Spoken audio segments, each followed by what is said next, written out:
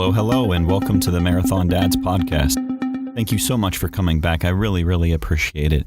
It's been quite a journey so far, and this is actually the Marathon Dads podcast, episode 5, and it is Saturday in which I'm broadcasting this, and really just again want to thank you guys so much for downloading. At this point, we are up to 27 whole downloads for the podcast, which is absolutely incredible and great. And so I hope for those of you who are listening, you're enjoying this. And so here we are. It is Saturday, and good morning, good evening, wherever you may be listening to this at. Today marks 1 week away from the Track Shack, which is a local event here, celebration of running 5K, which is going to be a 5K that I'm going to be running next week, 1 week from now. And it will actually be one that I am very excited about because I haven't ran a competitive race in probably over a year and a half or so. So it's been quite a while, and it will be the first mark of this journey for sure. So I'm excited for that. That's going to be next Saturday morning. I think it starts at 7:30 in the morning. I have to go probably on Friday, maybe after work, because I work fairly closely to that location to go pick up my badge. Sorry, not my badge, my bib and the t-shirt. So really looking forward to that. I hope I do well. I'm going to try to set some goals to try to break 30 minutes for the 5K, but I don't know how well that's going to work out because in this podcast, I'm going to share with you a little bit of things that have been happening as it relates to issues and soreness and some injuries that I'm concerned about because it stopped me from running this past week. So I'll share a little bit more about that as we go through. But yeah, again, thank you guys for being here. So one thing that I'm going to do differently as we do this podcast, we're going to learn a little bit more about different things that I think might be interesting to folks. So I'm going to start out each podcast with something called the Quote Corner, and I'm also going to end with that. So basically every time we meet, I'm going to talk about a quick quote. It's kind of what I've been doing on the Twitter page, and a lot of folks have liked that as motivational pieces. So hopefully today is one that you will all enjoy. And this quote is actually the quote that I have on my desktop background that I'm looking at right now. And I look at it every day because this is really chalks up who I am as a person and how I tend to let excuses get in the way. And I think a lot of you can relate to that. If you can, then this is absolutely for you. So the quote says this. It says, "Keep running and don't let your excuses catch up."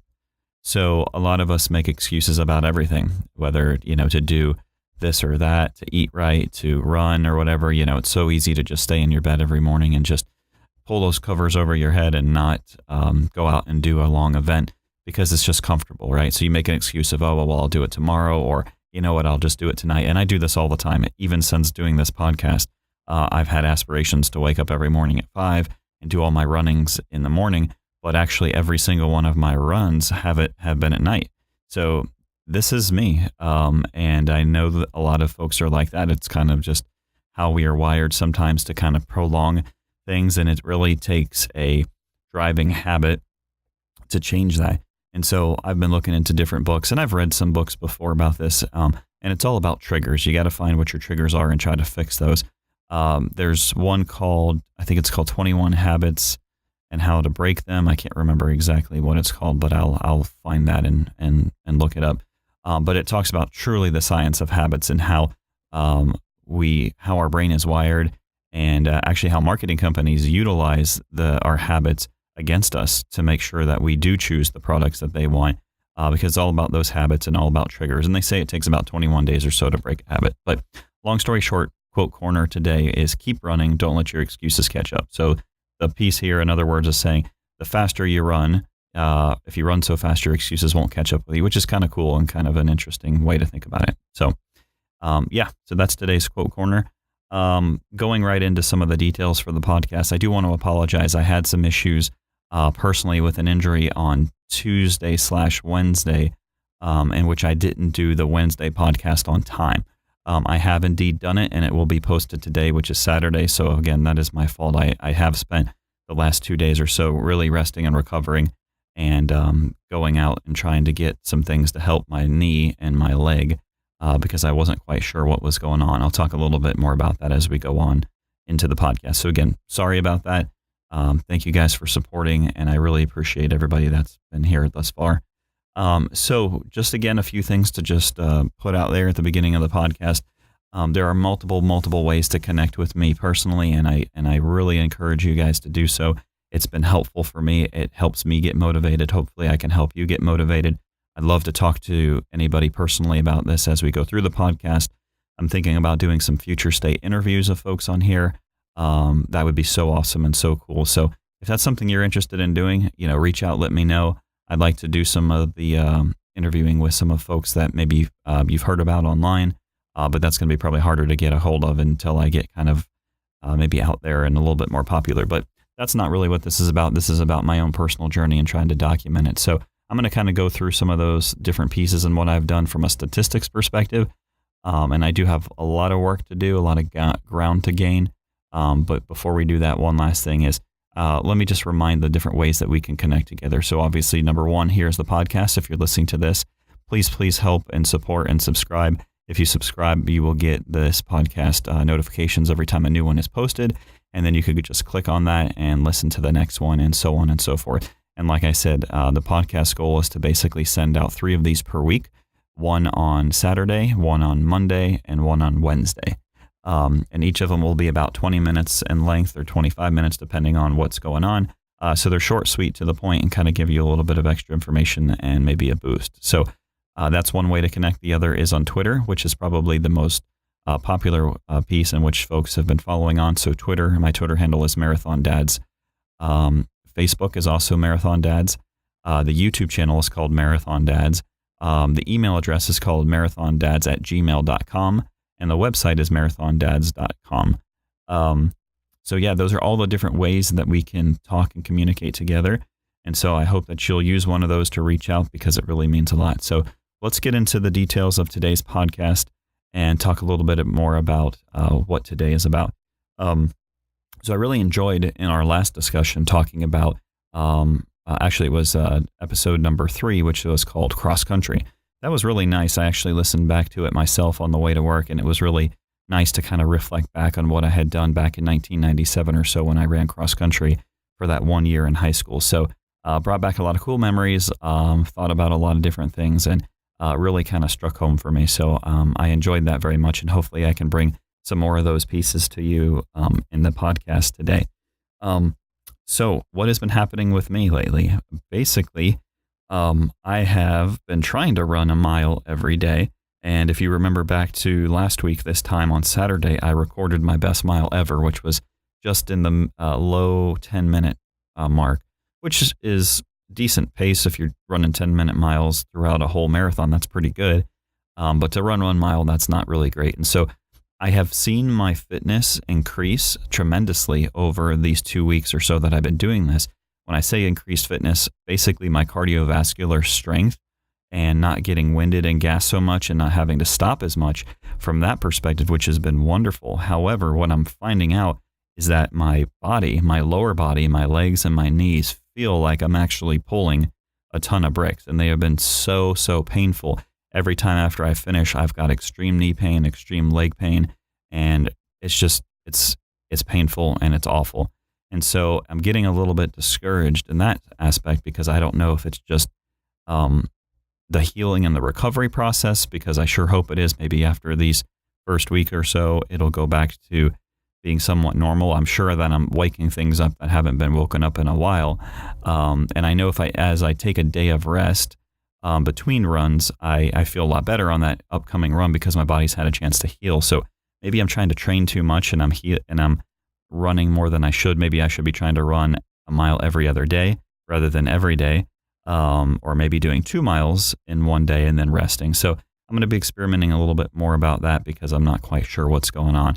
I also plan to take a visit to probably an orthopedic center to have them look at my knee again and maybe do some imaging since that procedure that was done, which was many years ago. And if I do that, I'm actually going to do a video of it all and a video blog, of course, keeping all my information private and keeping the practice information private. But I think that would be a good journey to go on. And I do want to see what they think as what everything looks like kind of underneath the covers, if you know what I mean. So, or behind the scenes. So yeah, that's what's been happening. I've been trying to run a mile every day. The recap for last week is I only ran on Monday, on Wednesday, and on Thursday. Today is Saturday. I will be running again today. So if you chalk up this week, if you're running a Sunday to Sunday type of a week schedule, would have run 4 times for this week, or 4 miles. So not bad, much better than the week before, which I think was 3 miles or 2 miles or something like that, because I was still getting things moving. As of today, I've only ran 3 miles. And if you look at my step count, I don't know if you guys know this or not, probably not, because I didn't mention it before, but I do have a fitness watch. I have a very decent fitness watch, which is the Garmin Fenix 3, which is a wonderful product, and I really like it a lot, and it really helps keep track of things. So that's how I know what my miles and my distance is. Now, although I've been running, you would think my step count would be very high, but the problem is I work Monday through Friday, and I do a lot of sitting at my job, which doesn't get me out and about. So for this week, I've actually only recorded 33,405 steps, which seems very low because the goal on average for these fitness counters is about 10,000 steps per day. Well, I don't ever put in 10,000 steps per day. Even when I run, I kind of get around the 7,000 to 8,000 step. I think one of the days I didn't wear the watch, so that's probably why the stats are low. Moving forward, what I'm going to try to do is basically hit that 10,000 step mark every day, plus do my running, so that will keep everything up. So if that's a 10,000 step per day, 7 days for the week, that's should be hitting a 70,000 step count without blinking per se. So those are some of the goals. Like I said, this week has been plagued with kind of issues and injury and resting, and I'm not sure what was going on, but whatever I didn't hurt my right knee as much, which is the one that I had the surgery on, the bursectomy. It was really my left lower leg, kind of like on the outside of the shin, and the outside left part of the shin, which at first I was like, okay, well, is that IT band syndrome, which I've had before, but it seemed a little bit too low for that to happen. But basically, anytime I kind of try to take a step forward and move, it has a shooting pain up it. So it doesn't seem good. It's gotten worse, but it's also gotten a little bit better because I took yesterday off. So we will see. Again, that visit to the orthopedic office might be of some help. Maybe I can get some tips and tricks there. If you're listening to this and you have any ideas or thoughts, please feel free to kind of reach out, because that would be great to have that dialogue for sure. Now, as it relates to communication and talking back and forth, I do want to give some updates on social media, and I do have some folks that have actually reached out and asked a question. So that's awesome. And so today we're going to actually focus and talk about one specific question that was asked by one of the followers. And hopefully this hits home for you guys too, because it's something that is a very interesting topic. But before we go there, here's some social media updates for you. I already mentioned a few. So at this point, social media is great. It's a way to have a lot of motivation for me personally. It's cool that people are actually liking the different things that I post on there. So the number one social media that I'm on right now is Twitter. And so far I have 552 followers, which is great. Again, like we said before, I don't know if all those are real followers or not, or if they're just systems that automatically push back and forth and say, yes, we're following or whatever. But what I can say is that I do have some folks interacting, and I've been able to establish some relationships electronically. And that's been really helpful. And I also go out there too when people are writing before they have a run or whatever. I'm trying to give them a little bit of boost of information, because I know I need it for sure when I'm trying to do my piece. So giving that back and forth is really just the beauty of that type of a system. So kudos to all of you guys who've been out there and following Marathon Dads on Twitter. So 552, super awesome. Thank you so much. On YouTube, because I take all of these podcasts and I put them on YouTube. I have 2 subscribers on YouTube, which is small, but hopefully it'll grow. YouTube is a way to listen to this as well. And then, as I said before, we've got about 26, 27 or so folks that have downloaded on the podcast portion of it. So thank you again for all of that. And let's kind of hit into the meat of today's podcast. And so basically, the podcast today is to talk about one specific piece. And this came in from a question from one of the followers. And they basically asked a very interesting question, but one that a lot of people may not know. So the question is very simple. It is, what is Cadence and why should I care about it? Well, for those of you who listened to the cross country podcast that I had put out, I ran cross country in high school back in around 1997 or so. And we didn't have the same type of tools that we have today, meaning there was no fitness watches that were as intricate as these. I didn't have one personally, and no one on our team had one. We just had regular watches where we had kind of a start and stop time. Some of them may have had a few features or whatever, but not like they are today. They definitely didn't have pedometers on them or step counters for sure. And by no means did they have anything like cadence tracking. Now, these watches today are very, very sophisticated, and they do really good job at tracking these pieces. So cadence is an item that is tracked on many of the devices, the Garmin's for sure, my Garmin Fenix 3, which is the Garmin Fenix 3 HR, which is the one that has the built-in heart monitor or heart rate monitor, does have it. So basically what cadence is in its simplest form is the number of steps you take per minute. So a lot of you may think, okay, well, why does that matter? Well, if you think about it for a second and you look at someone like a marathoner, marathoners are running very quickly, so they're probably taking more steps per minute than you are, or the average person is. And so what this does is it, instead of tracking you by time, which, okay, I said before I had a 10-minute mile the other day.